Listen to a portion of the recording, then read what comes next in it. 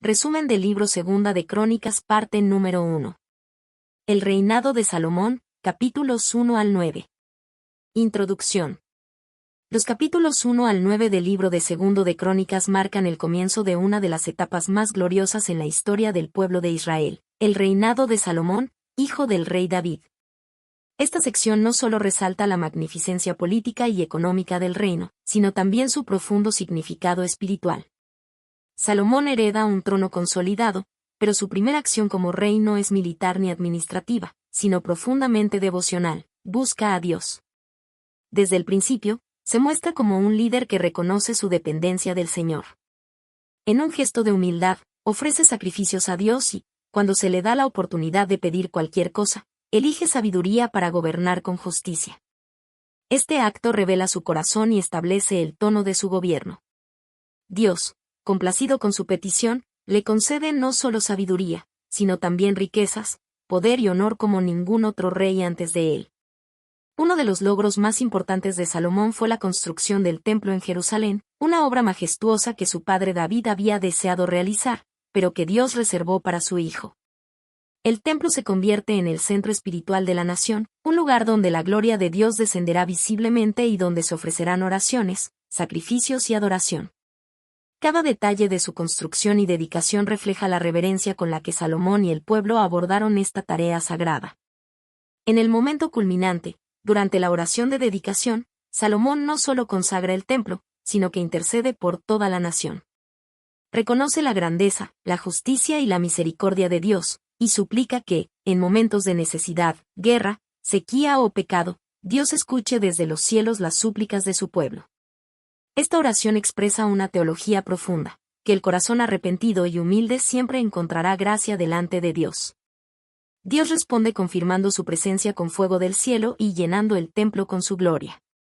Luego promete algo trascendental, que siempre estará atento a las oraciones hechas en ese lugar, si el pueblo se humilla, se aparta de sus malos caminos y lo busca sinceramente. Así, el templo se convierte en símbolo del vínculo entre el cielo y la tierra, entre un Dios santo y un pueblo necesitado de su favor. Estos primeros 9 capítulos no solo narran los eventos históricos del reinado de Salomón, sino que ofrecen una visión poderosa sobre la importancia de la sabiduría, la oración, la obediencia y la comunión con Dios. Son un llamado constante a la fidelidad, y una muestra de que la prosperidad verdadera comienza cuando el corazón está alineado con la voluntad divina. Capítulo 1. La sabiduría de Salomón. El reinado de Salomón comienza con un acto significativo que revela su prioridad como nuevo rey, buscar a Dios. Antes de emprender cualquier empresa política o militar, Salomón se dirige a Gabaón, donde se encontraba el tabernáculo de reunión, para ofrecer sacrificios a Jehová. Allí, ante el altar de bronce construido por Moisés, el joven rey presenta 1000 holocaustos como expresión de reverencia, gratitud y dependencia total de Dios. En ese mismo lugar, durante la noche, Dios se le aparece en sueños y le hace una oferta extraordinaria. Pide lo que quieras que yo te dé. Este momento es decisivo.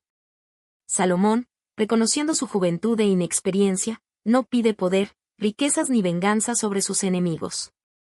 En su lugar, pide sabiduría y conocimiento para poder gobernar con justicia y sabiduría al pueblo que Dios le ha confiado. Este pedido revela la humildad y la madurez espiritual de Salomón. Él reconoce que el liderazgo no se trata solo de autoridad, sino de responsabilidad.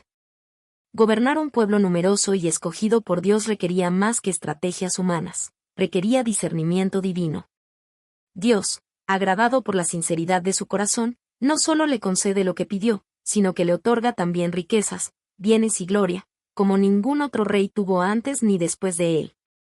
Esta abundancia no fue un simple acto de generosidad divina, sino una confirmación de que Dios honra al corazón que busca primero su voluntad. El capítulo también nos presenta un vistazo al poder y la organización del reino. Salomón empieza a reunir carros y jinetes, fortalece su ejército y promueve la prosperidad del pueblo. Bajo su liderazgo, la plata y el oro llegan a ser tan comunes en Jerusalén como las piedras, y los cedros tan abundantes como los sicómoros en las llanuras. Esto nos da una idea del impresionante auge que comienza a tomar Israel bajo su reinado. Capítulo 1, por tanto, no es solo el comienzo de un nuevo liderazgo, sino una poderosa lección. El temor de Dios y la búsqueda de su sabiduría son el verdadero fundamento del éxito duradero. Salomón entendió que un gobierno justo y próspero comienza con un corazón que reconoce su necesidad de Dios. Capítulo 2. Preparativos para construir el templo.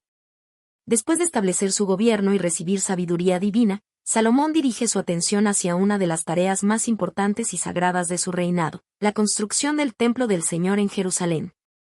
Esta era una obra que su padre, el rey David, había anhelado realizar, pero que Dios reservó para su hijo.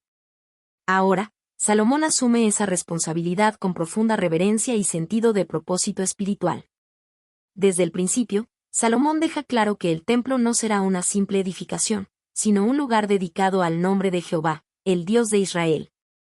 Él reconoce que Dios es más grande que los cielos y la tierra, y se pregunta retóricamente, ¿quién será capaz de edificarle una casa, siendo que los cielos no pueden contenerle? No obstante, se compromete a construir un lugar donde se ofrezcan sacrificios, incienso, ofrendas y adoración como símbolo de la presencia de Dios entre su pueblo. Con sabiduría administrativa, Salomón planifica cuidadosamente la ejecución del proyecto. Sabe que necesita materiales de alta calidad y trabajadores especializados, por lo que envía un mensaje diplomático y respetuoso a Hiram, rey de Tiro, quien había sido aliado de David.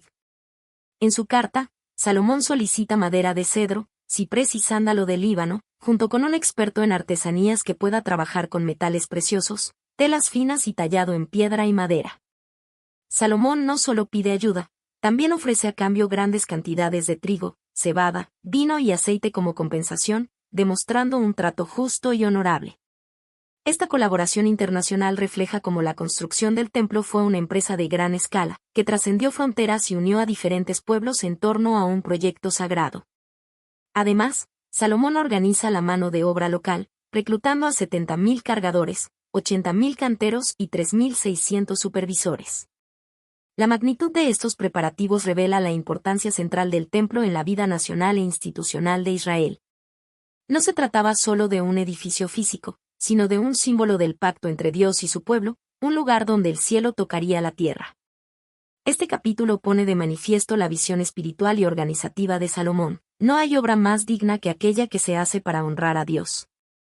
Los preparativos del templo fueron cuidadosamente planeados no solo con excelencia arquitectónica, sino con profundo respeto, fe y gratitud. El corazón de Salomón estaba alineado con el deseo de glorificar a Dios, y todo su reino se movilizó en torno a esa visión.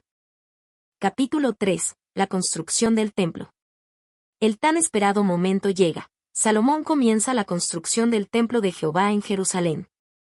No es una ubicación elegida al azar, sino un lugar cargado de significado espiritual y profético, el monte Moriah, donde siglos antes Abraham estuvo dispuesto a sacrificar a su hijo Isaac. Y donde David había visto al ángel de Jehová detener la plaga sobre el pueblo. Este lugar, designado por Dios mismo, se convierte ahora en el centro de adoración nacional. Salomón inicia la obra en el segundo día del segundo mes del cuarto año de su reinado.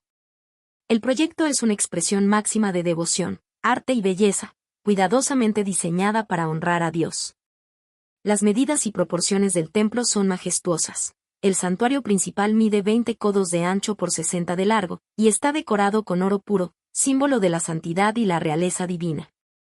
Cada parte del templo es construida con precisión y reverencia. El lugar santísimo, donde estaría el arca del pacto, es recubierto completamente de oro fino. Allí, Salomón manda a hacer 2 querubines gigantes de madera de olivo, cubiertos también de oro, cuyas alas extendidas llenan el interior del lugar. Estos querubines no son solo decoración, representan la presencia protectora y gloriosa de Dios sobre su pueblo. El velo que separa el lugar santo del lugar santísimo también es una obra de arte espiritual. Está hecho de lino fino y adornado con hilos de azul, púrpura y carmesí, con figuras de querubines tejidas. Este velo simboliza la separación entre Dios y el hombre, una barrera que solo el sumo sacerdote podía cruzar una vez al año, y que siglos después sería rasgada en dos con la muerte de Cristo. Cada detalle del templo apunta a la majestad, la pureza y la gloria de Dios. Las paredes están recubiertas de placas de oro decoradas con palmas y cadenas. Las columnas de la entrada reciben nombres: Jaquín, él establecerá, y Boaz, en él está la fuerza, reflejando principios fundamentales del reino: estabilidad y poder que provienen de Dios.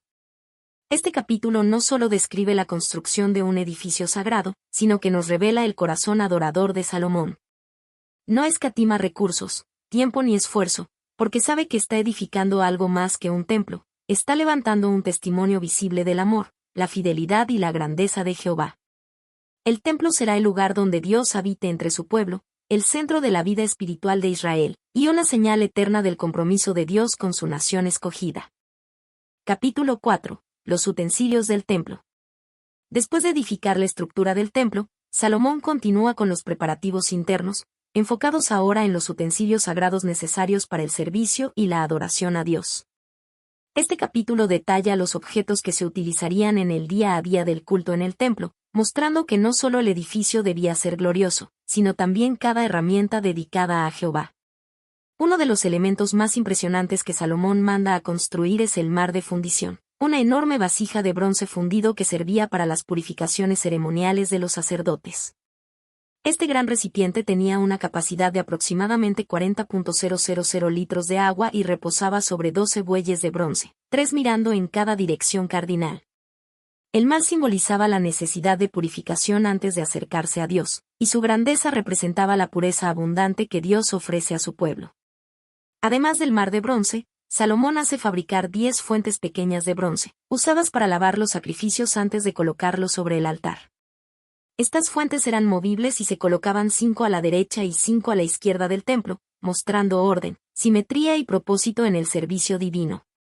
Otro componente vital es el gran altar de bronce, ubicado frente al templo. En él se realizarían los holocaustos y las ofrendas, simbolizando la necesidad del sacrificio para el perdón y la comunión con Dios.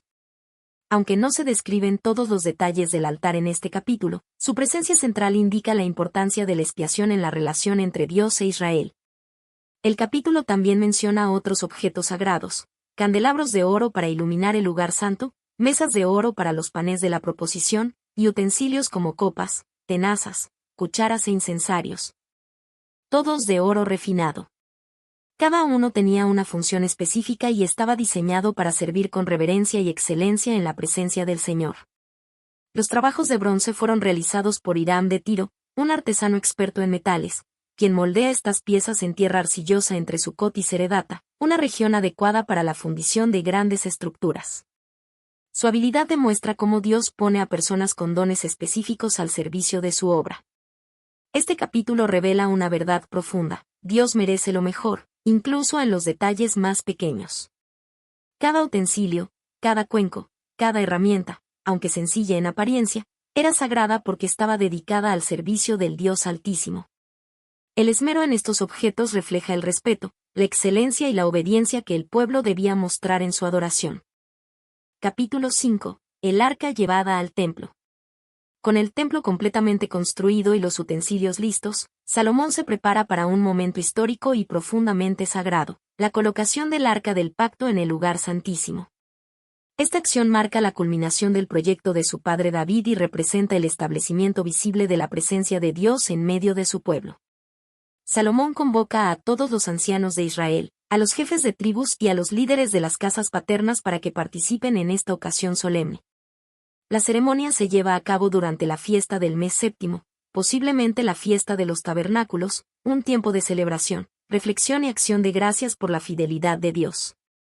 Los levitas y sacerdotes se encargan de trasladar el arca desde la ciudad de David, Sión, hasta el templo. Antes de entrar, se hacen sacrificios incontables, símbolo de consagración, gratitud y reverencia. El arca del pacto, que contenía las tablas de la ley dadas a Moisés, representa el trono de Dios sobre la tierra, y es colocada en el lugar santísimo, bajo las alas de los querubines dorados hechos por Salomón.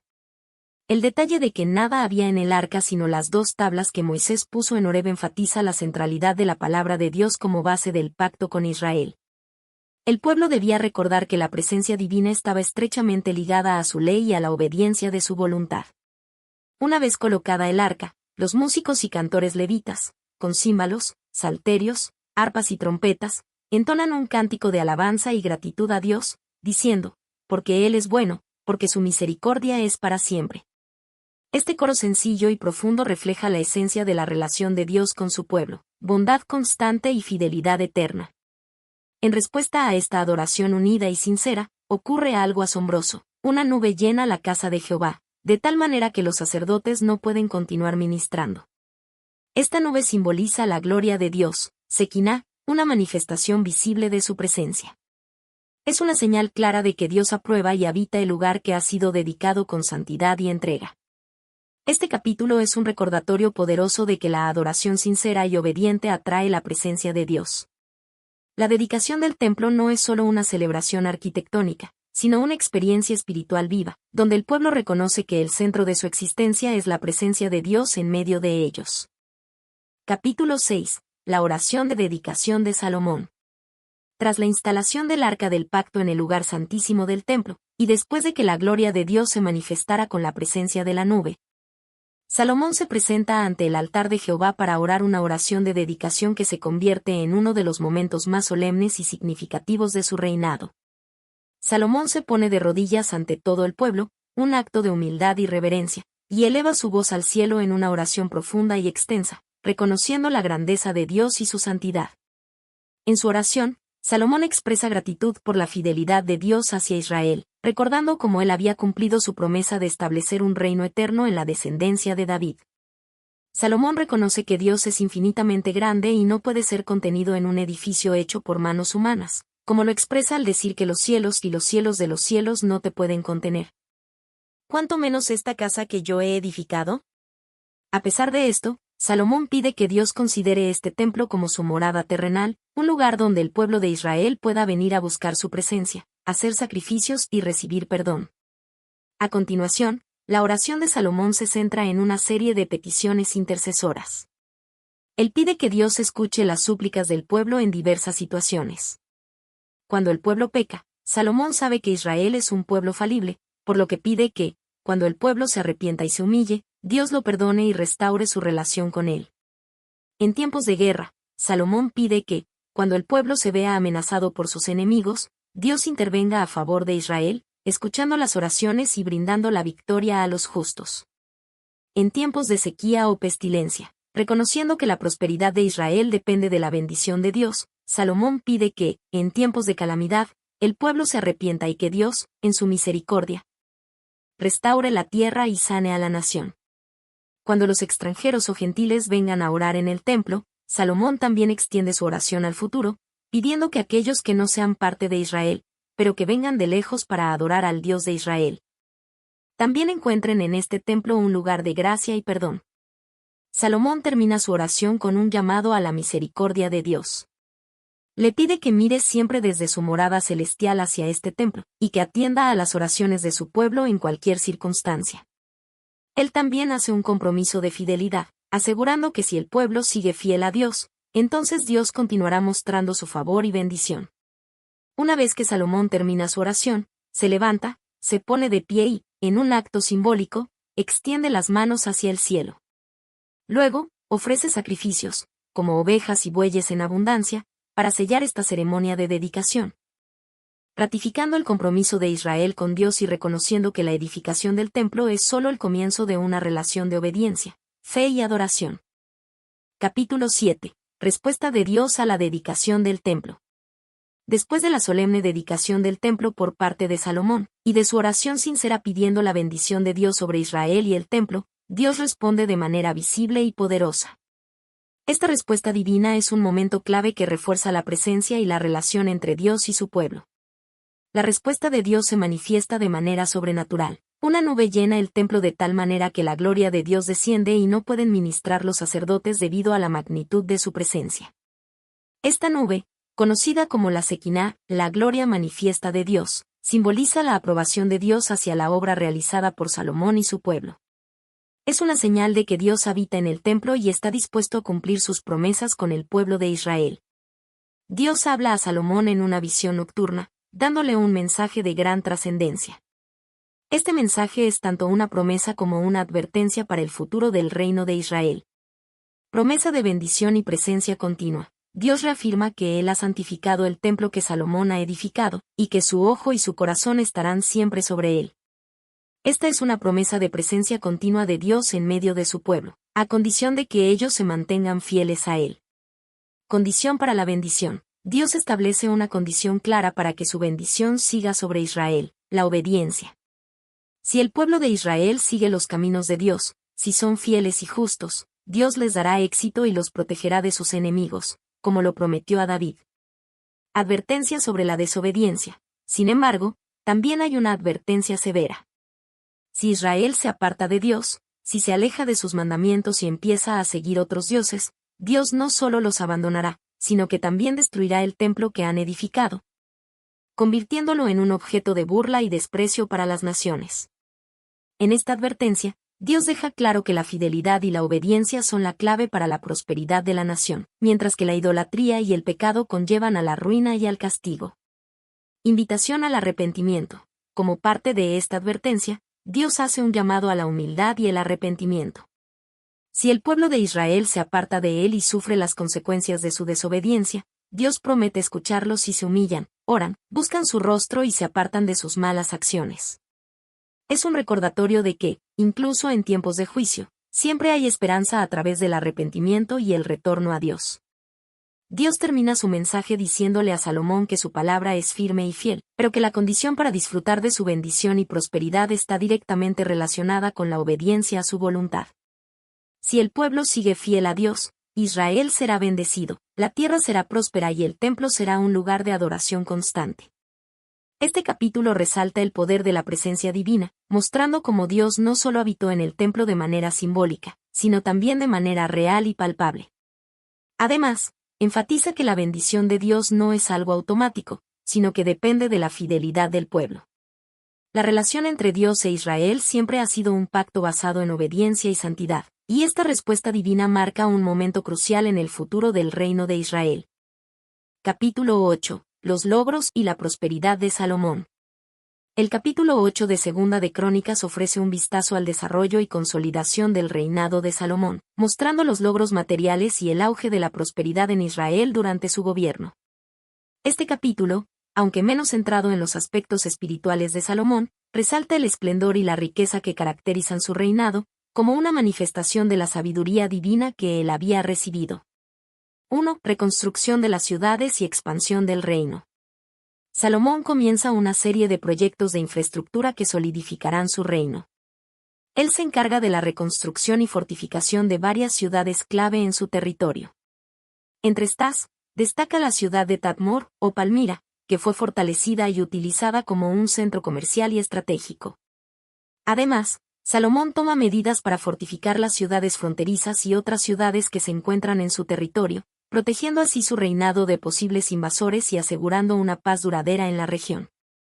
Esto forma parte de su visión estratégica para establecer a Israel como una nación poderosa y próspera. 2. La opulencia y las riquezas del reinado. El rey Salomón no solo fue reconocido por su sabiduría, sino también por su asombroso poder económico. Durante su reinado, las riquezas de Israel florecieron de manera impresionante. El capítulo menciona las grandes riquezas que Salomón acumuló, entre las que se destacan los tributos y tributos recibidos de las naciones vecinas, especialmente de Egipto y de otros reinos alrededor del Mediterráneo. El comercio, especialmente el relacionado con la importación de bienes de lujo, también desempeñó un papel crucial en la expansión de la riqueza de Salomón. Se describe que el comercio de oro, especias, madera de cedro y piedras preciosas se llevó a cabo entre Israel y otras naciones poderosas de la época, aumentando aún más la riqueza de la nación. 3. Relaciones con otras naciones. Salomón también establece relaciones diplomáticas y comerciales con otras naciones. Esto se refleja en su contacto con el reino de Egipto, con quien mantiene una relación de respeto mutuo. La hija del faraón es mencionada como esposa de Salomón, y su relación con Egipto es vista como un pacto de paz y prosperidad. Una de las figuras más destacadas de este capítulo es el viaje de la reina de Sabá a Jerusalén. Ella se muestra impresionada por la sabiduría, riqueza y organización que Salomón ha logrado establecer. Después de un diálogo entre ambos, la reina de Sabá se va impresionada y llena de alabanzas, reconociendo la sabiduría de Dios que obra a través de Salomón. Este encuentro no solo simboliza el reconocimiento internacional de Salomón, sino también cómo la sabiduría divina puede atraer la atención de otras naciones y generar un respeto universal por el liderazgo de Israel. 4. La organización del gobierno y la administración de recursos. Salomón también pone en marcha una administración eficiente dentro de su reino. Se establece un sistema organizado de tributos que permite que la riqueza fluya dentro del reino y se distribuya de manera equitativa entre las diferentes áreas de la nación. Además, salarios y recursos son asignados a los trabajadores que se encargan de las grandes obras de construcción, como la construcción del templo y las fortificaciones de la ciudad. Además, Salomón mantiene un sistema de alianzas internacionales con otras naciones, lo cual le permite disfrutar de un comercio próspero y una defensa estratégica frente a posibles enemigos. Israel bajo su gobierno se convierte en un centro económico y diplomático que tiene un impacto más allá de sus fronteras. Conclusión del capítulo. El capítulo 8 subraya cómo la sabiduría dada por Dios a Salomón se refleja en todos los aspectos de su reinado. Desde la construcción de ciudades y fortificaciones hasta el establecimiento de alianzas diplomáticas y la acumulación de riqueza. Salomón logra que Israel se convierta en una nación influyente en el mundo antiguo, destacándose no solo por su poder militar o político, sino por la paz y la prosperidad que surgen de su sabiduría divina.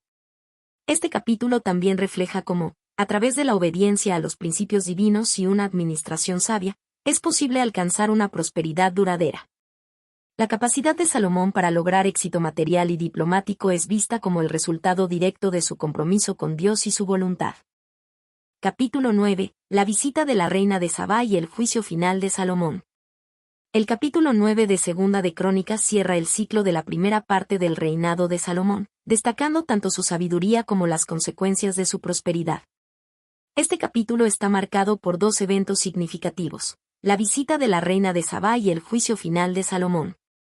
Ambos eventos subrayan los logros de Salomón, pero también nos dan una lección importante sobre la sabiduría, el poder y la tentación. 1. La visita de la reina de Sabá. Uno de los episodios más conocidos en la vida de Salomón es la visita de la reina de Sabá, quien viene desde un lejano reino para poner a prueba la sabiduría de Salomón. Se menciona que ella había oído hablar de su gran sabiduría y riqueza, y quería conocerlo personalmente para ponerlo a prueba con preguntas difíciles. La reina llega con un gran séquito, riquezas y regalos, mostrando el respeto y la admiración que Salomón había ganado en el mundo. Durante su visita, la reina de Sabá le plantea a Salomón numerosas preguntas difíciles, y él, gracias a la sabiduría divina que le ha sido otorgada, responde con claridad y profundidad. Su sabiduría impresiona tanto a la reina que ella no solo reconoce la sabiduría de Salomón, sino que también elogia la prosperidad de Israel bajo su liderazgo. Ella declara que la mitad de lo que había oído sobre Salomón no era suficiente para describir su grandeza. Es entonces cuando, como muestra de gratitud y admiración, ella le ofrece a Salomón una gran cantidad de regalos de oro, especias y piedras preciosas. La visita de la reina de Sabá no solo destaca la sabiduría de Salomón, sino también el reconocimiento internacional de su gobierno. Es un testimonio de cómo la sabiduría puede atraer la atención global y cómo el liderazgo sabio puede transformar la imagen de una nación en los ojos de otras. 2. El juicio final de Salomón. Al final del capítulo, se menciona que Salomón continuó disfrutando de una gran prosperidad y fama. La fama de su sabiduría y riqueza se extendió por toda la región, y muchos reyes y gobernantes vinieron a consultarlo, dejando tributos y regalos como muestra de respeto. El régimen de Salomón se caracteriza por un gobierno ordenado y próspero. Sin embargo, el juicio final de Salomón también hace referencia a las consecuencias de su vida y reinado. A pesar de su increíble sabiduría y éxito, el capítulo indica que Salomón, en sus últimos años, comenzó a caer en la trampa de la idolatría y la desobediencia a los mandatos de Dios. Se mencionan los matrimonios extranjeros de Salomón, en los cuales se unió a mujeres de diferentes naciones que trajeron con ellas sus dioses paganos. Esto llevó a Salomón a ser influenciado por estas prácticas idólatras, un tema que será más ampliamente explorado en los capítulos posteriores del libro. Dios, en su misericordia, le recuerda a Salomón que las bendiciones del reino dependen de su fidelidad a los principios divinos. Sin embargo, Salomón, al final de su vida, no pudo evitar que las influencias externas afectaran su relación con Dios, lo que finalmente traería división al reino en los tiempos de su hijo Roboam. 3. Conclusión sobre la sabiduría y la fidelidad a Dios. Este capítulo también hace una reflexión final sobre la importancia de la sabiduría y la obediencia a Dios.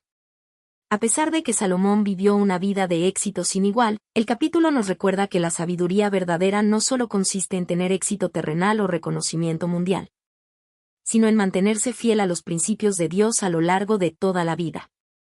La sabiduría de Salomón, aunque notable, se vio empañada por su desobediencia hacia el final de su reinado, lo que lleva a la reflexión sobre cómo el desprecio por la fidelidad a Dios puede destruir incluso las mayores bendiciones y logros humanos. Este capítulo también destaca que el triunfo material y el éxito público no son señales de la perfección de una vida en el camino de Dios.